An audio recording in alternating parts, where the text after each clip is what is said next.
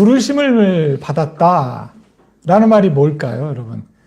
주님의 부르심을 받은 사람이다.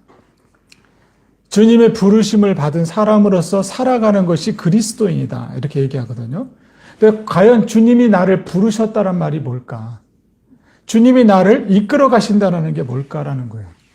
우리는 교회에서 주님이 불러주셨음에도 불구하고 우리는 여전히 내가 주인 행세하고 내가 왕으로 생각을 한다고 보면 우리는 주님이 불러준 사람이 아니에요.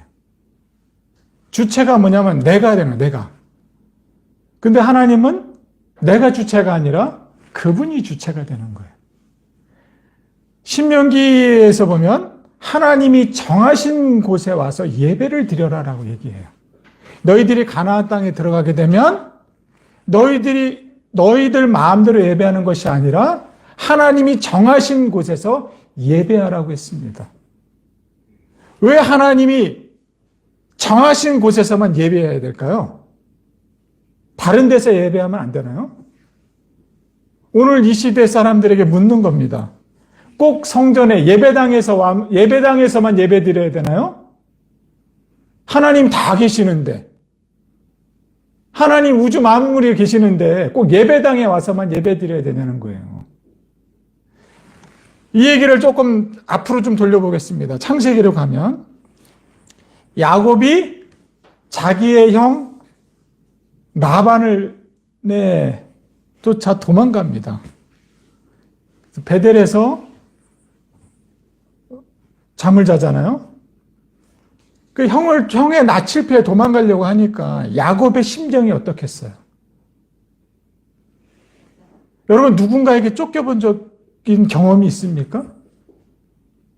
저는 경험이 있어요. 이 경찰이 저를 따라오는데 이 경찰이 무서워서 얼마나 세게 도망가는지, 얼마나 막 숨이 얼마나 가쁘고 막 그래도 있잖아요. 달려야 돼. 왜 안 달리면 붙잡히는 거예요. 그러니까 어떻게 해야 돼요? 도둑놈이 그래서 죽기 살기 도망가는 거예요. 막 이런 낭떠러지에서 막 떨어지고 막 이러고 도망다니는 이유가 그런 거예요. 누구한테 쫓겨본 적이 있냐고요. 여러분 누군가에게 쫓겨봐서 잠을 제대로 잤겠냐고요. 언제 들이닥칠지, 언제 죽을지 모르는 그런 환경 속에서 야곱이 광야에서 있는 거예요. 그러니까 얼마나 두렵고 떨리는 마음 속에서 이게 비구자겠어요. 그 돌멩이 하나 비구자겠어요. 그때 야곱의 꿈에 주님이 나타나세요. 그러면서 야곱에게 뭐라고 얘기합니까? 뭐라고 얘기하죠? 두려워하지 마라 그러는 거죠. 두려워하지 마라. 얼마나 두렵고 무서웠으면 하나님이 나타나자마자 야곱에게 하신 말씀이 두려워 말아라. 내가 너와 함께 하겠다라는 거예요. 그래서 야곱이가 그 꿈을 꾸고 나서 그 돌 비계를 이렇게 세워서 거기다 기름을 붓고 예배했다는 거 아니에요. 그래서 그곳의 이름이 베델이다라고 얘기해요. 베델은 뭐예요? 하나님의 집이라는 거지. 자기가 그걸 처음 알았다는 거예요.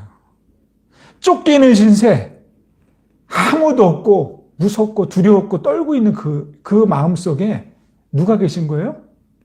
하나님이 집이라는 거니까. 그러니까 어떻게 해요? 두려워하지 말고 무서워하지 말라는 거예요. 내가 너와 함께 하겠다는 거예요. 오늘 그런 은혜가 저와 여러분에게 있기를 축복합니다. 이게 하나님의 집이에요. 내가 있는 그곳이 집이에요. 네가 도망다니는 그곳도 어디라고요? 하나님의 집이라는 거예요. 하나님의 집이기 때문에 하나님을 생각하고 하나님을 기억하고 하나님을 바라보면 무수한 어려움과 고난 속에 환경 속에 있지라도 그곳이 하나님의 집이니까 마음이 어떻게 해요? 평안한 거예요. 샬롬이 있는 거예요. 샬롬이. 이스라엘 백성들이 가나안 땅에 살면서 광야에서 가나안 땅에 들어가면서 이스라엘 백성들에게 한 번도 샬롬이 없었어요. 가나안 땅에 들어가면 샬롬이 있어요. 하나님이 땅을 주고 자손을 준다고 약속했는데 하나님은 그 약속을 지키세요. 그래서 이스라엘 백성들에게 가나안 땅을 주셔요. 근데 가나안 땅에서 한 번도 이스라엘 백성들은 샬롬을 누리지 못해요. 왜 누리지 못하느냐면 거기에 있는 블레셋들을 온전히 쫓아버리지 못해요. 하나님이 주신 땅임에도 불구하고 믿음의 백성들이 블레셋을 물리치지 않으면 그곳엔 샬롬이 없는 거예요. 늘 성경에 보면 블레셋이 이스라엘 사람들에게 와서 그의 곡식을 빼앗고 사람들을 빼앗아가고 종으로 삼는 거예요. 그러니까 이스라엘 백성들은 여전히 살 수가 없는 거죠. 사사기 때 마찬가지예요. 그래서 어떻게 해요? 그곳에 샬롬이 있기를 원해서 누가 나타나요? 강한 사람, 힘이 센 사람. 어떤 사람? 눈 뽑힌 사람 있잖아요. 눈 뽑힌 사람. 누구? 삼자로 시작하는 사람. 삼손자, 삼손. 그 블레셋과 싸워서 이길 수 있는 그런 장수가 우리나라의 왕이 됐으면 좋겠다는 거예요. 그래서 삼손이 나타나요. 하나님의 부르심을 받은 삼손이 내가 누군지를 알았을 때는 블레셋을 다 무찔러요. 얼마나 블레셋이 무서웠으면 덜덜 떨고 있을 때 삼손은요. 낙이 턱뼈를 가지고 블레셋을 몇 명을 죽이냐면요. 1000명을 죽여요. 낙이 턱뼈, 여기 어떤 이파리가 제일 큰가? 요게 제일 큰 것 같네. 요걸 딱 들고 나가서 그 무시무시한 블레셋을요. 어떻게 해요? 그냥 이겨요. 그러니까 삼손이 얼마나 대단한 사람인지를 우리가 알아야 돼요. 그런 대단한 사람도 하나님이 불러주신 사명을 깨닫지 못하면 어떻게 된다? 네? 눈이 뽑힌다는 거예요. 눈이 뽑혀. 네가 누구냐는 거예요. 네가. 삼손이 하나님의 뜻을 가지고 하나님의 거룩한 말씀에 순종해서 블레셋을 쫓아내고 이스라엘이 가나안 땅에서 하나님의 나라를 이루어가는 거죠. 그러면서 공평과 정의를 행하고 그 위에 자비를 행하는 백성으로 살아가야 될 이스라엘 백성들, 유다 백성들이 그렇게 살지 못하니까 어떻게 해요? 눈이 뽑히고 포로로 쫓겨나는 거예요. 삼손 여자 하나 때문에 그 자기가 누군지를 모르니까 뽑혀요. 그리고 삼손이 눈을 뽑힌 다음에 깨달았잖아요. 하나님 저에게 한 번만 하나님의 말씀에 순종할 수 있는 기회를 좀 달라고.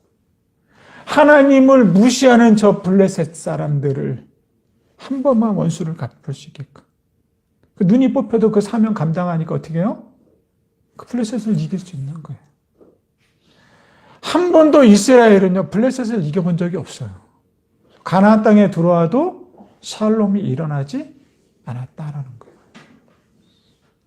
사무엘상, 열왕기상에 들어가면 사울이 또 나타나잖아요. 사울. 다윗은 한 번도 왕의 자격, 왕의 모습을 갖춰지지 않았어요. 아버지가 봐도 자기 형제들이 봐도 다윗은 왕이 될 수 없어서 얘는 아예 그냥 부르지도 않아서 사무엘이 왕 뽑으려고 할 때 다윗은 어떻게 해요? 부르지도 않았어. 그냥 거기서. 그러니까 누가 봐도 다윗은 왕이 될 수 있는 자격 조건이 하나도 갖춰 있지 않은 사람이라는 거예요. 성경은 그렇게 얘기하는 거예요. 누구의 눈에도 아버지 눈을 맞고 사무엘이 왔잖아. 사무엘이 기름 부은 왕을 살 때 사무엘 눈에도 다윗은 왕이 될 수 있는 사람 자격 조건이 없는 거예요. 하나님이 사무엘에게 얘기하잖아요. 그러니까 사무엘 자식이 이것밖에 없냐? 말자 하나 있다. 말자 쟤는 뭐 그래도 사무엘이 하나님의 음성이 있으니까 데리고 오라 그랬잖아요. 데리고 왔어요. 그래서 다윗을 보고 왕을 삼죠. 사울은 성경의 기록이 이 역대기에 가면 사울의 기록은 나오질 않아요. 사울은 그냥 죽음으로 시작돼요. 그리고 다윗이 그렇게 시작이 돼요. 왕이었지만 실제적으로 영향력 있던 왕은 누구였기 때문에 다윗이었기 때문에 다윗으로 그냥 바로 넘어가는 거예요. 여러분, 하나님이 우리를 불러주셨다. 하나님이 우리를 이끄셨다. 그런 말이 뭘까요, 여러분? 이스라엘 백성들이 포로로 70년 끌려갔어요. 바벨론이라는 땅에. 거기서 한 세대, 두 세대가 흘러가요. 70년이었으니까. 그러면서 그들이 뭐라고 생각했겠어요? 이스라엘이 멸망하고 예루살렘 성이 무너졌잖아요. 이스라엘 백성들의 생각에는 예루살렘 성은 무너지지 않는다는 거예요. 절대로 무너질 수 없다라는 신학을 갖고 있었어요. 그들에게는. 왜? 예루살렘 성전에는 하나님이 계시기 때문에 절대로 무너지지 않는다는 신학을 갖고 있었어요. 근데 그 예루살렘 성이 무너졌어요. 그래서 이스라엘 백성들은 바벨론이라는 곳에 포로로 끌려가고, 바벨론 포로 생활하면서 그들이 무슨 생각을 했을까요, 여러분? 괜찮아, 안 나가도 괜찮아요. 아니, 괜찮아, 성경이 괜찮아요. 제가 끊어지면 또 잊어버려, 또 내용이. 하나님이 끊기게 하신 이유가 있었는데, 다 잊어버렸네. 또 하려니까 어렵네, 이제 또. 왜 포로로 끌려간 그들이 무슨 생각을 했겠어요, 여러분? 예?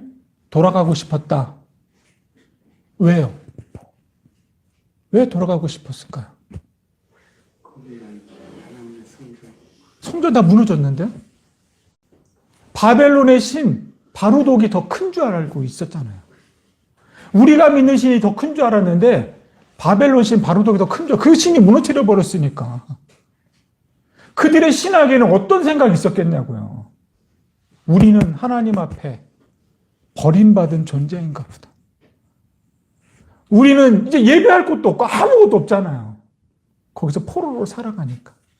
처음에는 돌아가겠다고 생각했겠죠. 10년이 지나고 20년이 지나고 50년이 지나고 그들의 생각 속에 하나님이라는 존재가 있을까요? 역대기는 그런 걸 지금 이야기하려고 하는 거예요, 지금 우리들한테. 오늘 우리가 역대기를 읽어 나가려고 하는데 그 서론적인 것은 왜 이 역대기가 우리에게 뭘 요구하려고 하는 거냐고요. 뭘? 역대기의 핵심 중에는 성전입니다, 성전. 왜 이렇게 역대기가 성전을 그렇게 중요시 생각하고 있을까? 다윗은 평생의 소원이 성전 짓는 거예요, 성전. 자기 평생 꿈, 평생 소망이 성전 짓는 거예요. 왜 다윗의 꿈이 성전 짓는 걸까요, 여러분? 제가 질문을 던지는 이유는 같이 생각해 보자는 거예요. 너무 설교 질문 많이 하면 재미없다고 하더라고요. 근데 저는 설교하고 싶은 게 아니라 생각을 좀 했으면 좋겠다는 거예요, 생각을. 우리는 너무 신앙생활을 생각 없이 하다 보니까 나를 불러주신 그분이 누군지를 이해를 못해요. 다윗의 평생 소원은 교회 짓는 거예요, 성전 짓는 거예요. 성전 없으면 안 되나요? 우리 1월 달부터 코로나 터져서 지금까지 예배를 드리지를 못하고 있습니다. 마음 놓고 성전에 와서 예배당에 와서 찬양하고 기도하고 하지는 못해요. 처음에는 불안했습니다. 처음에는 이거 이상한데? 좀 불안해, 좀 이상해. 나만 그런 것 같아요, 좀. 그러나 이게 한 달이 지나고 두 달이 지나고 세 달이 지나니까 어떻게 해요? 이제 이런 예배가 우리 안에 익숙해져 버렸어요. 다른 말로 하면 이런 것들이 너무 편해지기 시작했어요. 편해지다 보니까 하나님이 정하신 곳에서 예배 드리는 것이 아니라 이제는 내가 드리고 싶은 데서 예배를 드리는 거예요. 왜 하나님이 이스라엘 백성들에게 정한 곳에 와서 예배 드리라고 그랬냐면 가나안 땅에는 여러 제단들이 많이 있었어요. 가나안 신을 예배하는 모습들, 가나안 사람들이 자기 신에게 예배 드리는 모습은요, 자기 멋대로였어요. 자기가 드리고 싶은 곳에서 드리고, 자기가 드리고 싶은 제물을 갖다 드리고, 자기가 하고 싶은 대로 예배를 드리기 시작했어요. 그러면서 내가 요구하는 것들을 들어달라고 이야기를 하는 거예요. 그런 모습들을 이스라엘 백성들이 가만히 보니까 어때요, 예배가? 예배가? 편한 거예요. 예루살렘에 와서 예배 드리려면 얼마나 불편해. 성진 형제, 아침에 여기 오려면 얼마나 불편해. 전철을 타야 되고, 집에서 예배 드리면 얼마나 편해. 누워서 드려도 되고.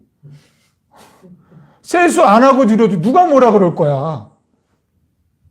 문지사님, 집에서 예배 드리면 얼마나 편해요. 그죠? 차량 운행하느라고 아침부터 일어나서 9시쯤에 나권사님 전화 오셨어. 혹시 문집사님 오실 수 있을까요? 이렇게 나한테 전화 왔더라고. 지금 전화 드리면 코스가 바뀌어지기 때문에 너무 또 불안해하니까 오늘은 집에서 예배 드리세요. 다음 주에 얘기할게요. 제가 그렇게 얘기했어요. 집에서 드리면 편하잖아. 왜 굳이 꼭 정하신 곳에서 와서 예배 드려야 되냐고요. 주체가 자기라니까. 가나안 땅의 신은 자기가 내가 하고 싶은 대로 하면 돼. 내가 그러면서 그 신하고 뭐를 해요? 딜을 하더라는 거예요. 딜을. 내가 드리고 싶고 하면 그분이 주니까. 근데 우리 하나님은 어떻게 해요? 딜을 할 수가 없어. 그 하나님은 자기가 원하는 게 없어. 원하는 게. 자기가 달라는 게 없어. 뭘 해야 나도 좀 이렇게 드리고 좀 뺏고 이렇게 할 텐데 우리 하나님은 그런 분이 아니에요. 왜 정하신 곳에 우상 숭배하지 말라는 거예요. 니네 마음대로 예배 드리지 말라는 거예요. 하나님 정하신 곳에서 와서 예배 드리라는 거죠. 왜 다윗은 평생 소원이 예배당 성전 짓는 걸까요? 그거 성전 지었나요? 다윗은? 못 줬어요. 평생 소원을 이루지 못하고 죽었어요. 그 역대기의 기자는 그래도 성전 지은 준비를 다 했다고 해서 다윗을 이름을 넣어요. 그리고 역대하에서는 그것을 가지고 솔로몬이 성전을 지었다라는 얘기를 해요. 솔로몬이 성전 지으면서 자기가 기도한 모습이 하나님은 이 성전에 대해서 안 계시다는 걸 솔로몬이 알고 있어. 그러면서 그런 기도를 해요. 근데 왜 다윗은 그렇게 성전을 지으려고 했을까요? 하나님 안 계신 걸 솔로몬은 알고 있는데. 여러분 왜 이렇게 목사님들이 예배당, 성전 지으려고 할까요? 예배당을 지으려고 할까요? 역대기 보면서 제가 놀랐어요. 깜짝 놀랐어요. 예배당 지으면 하나님 좋아하시니까 예배당 지으려고 하는 거 아니에요? 교회 지으면 하나님이 그곳에 와서 생각해 보자고요. 근데 그것을 다윗은 못했다니까요.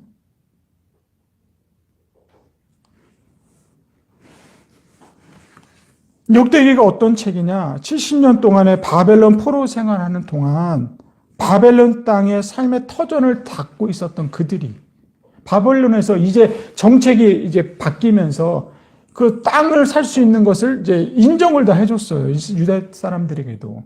거기서 이제 터전을 잡고 거기서 땅을 가지고 잘 살고 있었어요.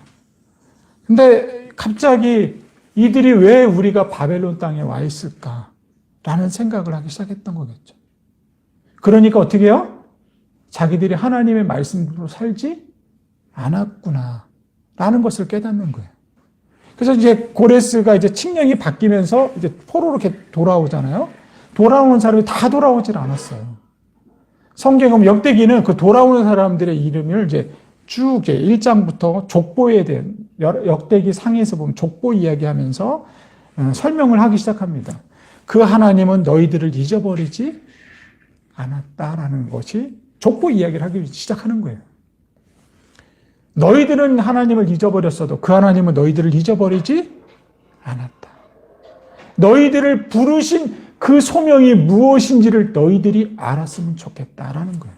하나님이 아브라함을 부르신 소명을 알았으면 좋겠다는 거죠.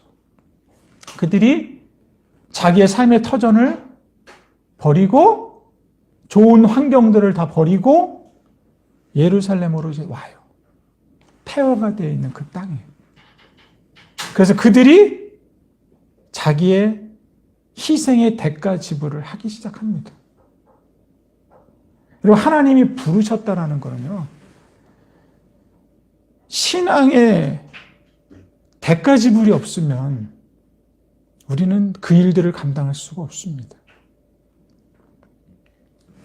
마음으로 믿어 의에 이르고 입으로 시인하여 구원을 이루느니라. 바울이 로마서에서 10장에서 구원이 뭐냐고 할 때 이런 말을 써요. 바울이 말하는 구원은요, 예수를 믿고 죽은 다음에 천국에 가는 것을 말하는 것이 아니에요.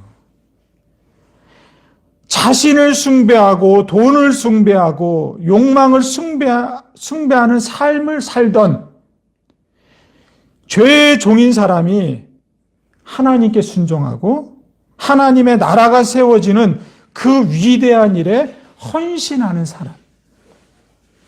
곧 하나님의 부르심의 소망에 부응하고 응답하는 자로서의 삶. 하나님의 종, 의의 종, 하나님의 거룩하고 구별된 백성으로 살겠다고 고백하는 것. 그것이 구원이라는 거죠. 그 일에 헌신된 삶을 살아가는 사람들이 오늘 역대기에 나오는 사람들이에요. 그 하나님의 부르심, 하나님의 일들을 감당하기 위해서 자기를 희생하는 거예요. 그런 부르심을 받은 사람들이 오늘 성전을 짓는 거예요. 성전은요, 다른 말로 하면 신앙의 고백입니다. 마음으로 믿어 의에 이르고 입으로만 시인한 게 아니라 이들은 행동으로 옮겼다라는 거예요. 무슨 일에? 하나님의 거룩한 부르심에. 입으로만 한 것이 아니라 행동으로 옮겨지는 신앙생활을 했다라는 것이 역대기의 저자가 우리에게 들려주고 있는 이야기입니다. 여러분, 그럼 성전이 뭘까요? 성전. 성전이 뭘 의미하고 있냐면 신앙 고백이에요. 고백.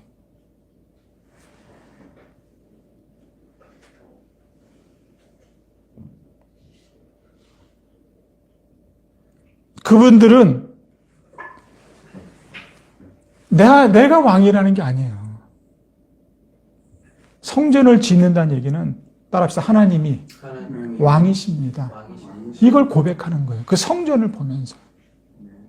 다윗은 한 번도 자기가 왕이라고 생각해 본 적이 없다니까요. 그 무묵한 백성들에게 다윗이 성전을 지으려고 했던 것은 뭐냐면 나같이 못난 사람, 나같이 왕이 될 수 없는 자격이 전혀 갖추고 있지 않은 그 난데 그 나를 하나님이 불러주셔서 내가 그 일을 성실하게 감당했을 때 하나님이 나를 이렇게 세워주셨다라는 거예요. 그래서 나는 그분에게 내가 왕이 아니라 그분만이 왕이심을 고백하는 것이 성전 지어드리는 거였어요. 그래서 다윗의 평생 소원은 성전 짓는 거예요. 성전에는요, 하나님이 계시고요. 성전 안에 토라라는 게 있는 거예요. 토라. 기록된 하나님의 말씀이 그곳에 있기 때문에 너희들이 그 성전에 와서 창세기부터 열왕기하까지 그 기록된 말씀을 들어야 된다는 거예요. 그 말씀을 듣는 자가 하나님의 부르심을 받은 사람이고 그 말씀을 듣는 자가 하나님의 거룩한 뜻을 이루어 드릴 수 있는 사람이라는 거예요. 우리는 어떻습니까? 그러면 우리들은 이런 신앙의 고백들이 있습니까? 우리들의 신앙 고백도 단지 입술만의 고백은 아닌지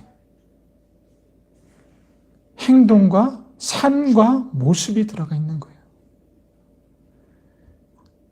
저 같아도 바벨론에서 돌아오고 싶다. 거기서 잘 살았다니까요. 거룩한 부르심을 입은 사람들이 모르드게 애써 안 들어왔어요. 그래서 거기서 살잖아요. 바벨론에서. 둘러온 사람들이 하나님의 성전을 짓는 고백들인 거예요. 그 하나님이 어떤 분이시냐? 그 하나님이 누구냐? 그러면 너는 누구냐? 그 하나님이 부르신 너는 누구냐?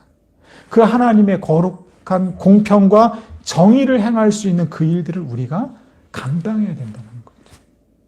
오늘 그러기 위해서 우리가 영종도에 들어온 줄로 믿습니다. 여기 참 쉽지 않은 동네예요. 입으로만 하는 것이 아니라 행동으로 보여줘야 이곳에 하나님의 거룩한 곳이 세워지려면, 우리들의 거룩한 신앙의 고백이 이곳에 세워지려면 우리들의 입술뿐만이 아니라 행동도, 마음도, 삶도 같이 있어야 되는 거예요. 힘들죠. 어렵죠. 그 일에 순종하겠냐? 그 일에 헌신하겠느냐? 라는 것이 성전 짓는 거예요. 다른 말로 하면 신앙의 고백입니다. 우리 역대기서를 읽어가면서